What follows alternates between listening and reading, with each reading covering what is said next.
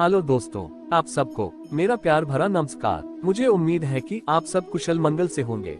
तो आइए दोस्तों, आज की वीडियो हम आपको राधा जी और श्री कृष्ण की जीवन का प्रेम कहानी के बारे में बता रहे हैं।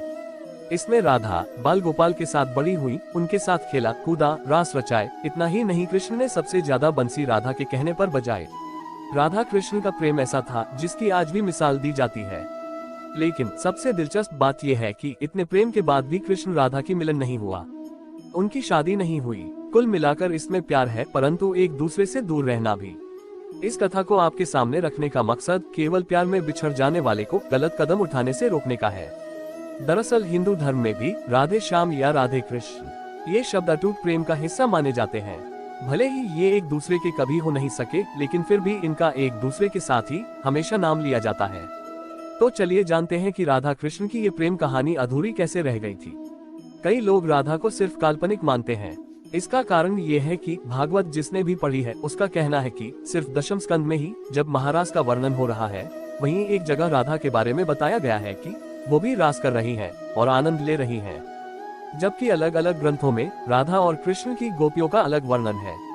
एक जगह ये भी लिखा है कि कृष्ण की 64 कलाएं ही गोपियां थीं और राधा उनकी महाशक्ति, यानी राधा और गोपियां कृष्ण की ही शक्तियां थीं जिन्होंने स्त्री रूप ले लिया था। कुछ जानकारों के अनुसार तो गोपियों को ही भक्ति मार्ग का परमहंस, यानी कि जिसके दिमाग में दिन रात परमात्मा रहता है, वहां तक कहा गया है, क्योंकि उनके मन व दिमाग में 24 घंटे कृष्ण ही रहते थे। वहीं राधा और कृष्ण के प्रेम का असली वर्णन मिलता है गर्ग संहिता में। गर्ग संहिता के रचयिता यदुवंशियों कंस के कुलगुरु, जो एक तरह से कृष्ण के भी कुलगुरु हुए, ऋषि गर्गा मुनि थे। जानकारों के अनुसार गर्ग संहिता में राधा और कृष्ण की लीलाओं के बारे में बताया गया है। इस संहिता में मधुर श्री कृष्ण लीला है, जहां राधा कृष्ण के प्रेम के बारे में बताया गया है।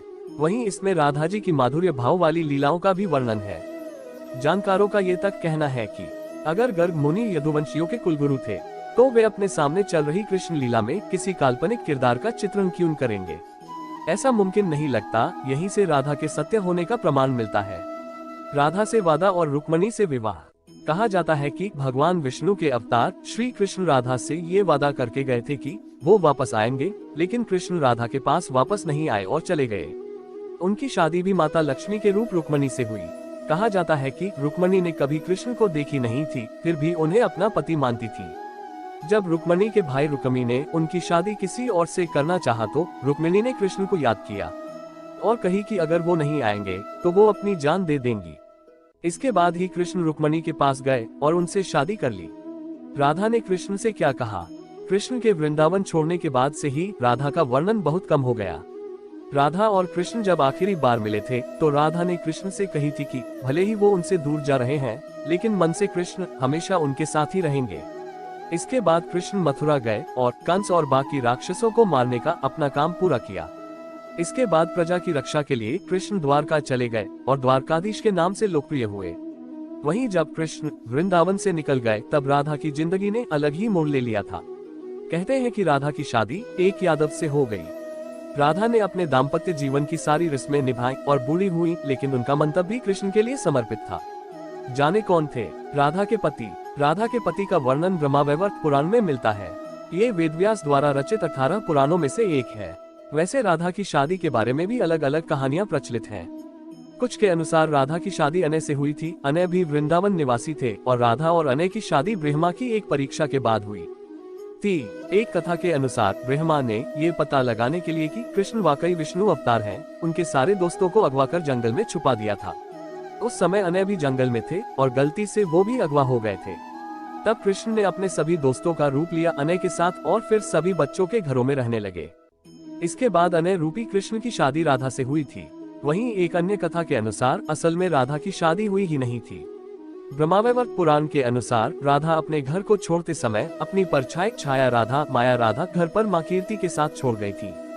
छाया राधा की शादी रायान गोपा यशोदा के भाई से हुई थी और अनय से नहीं।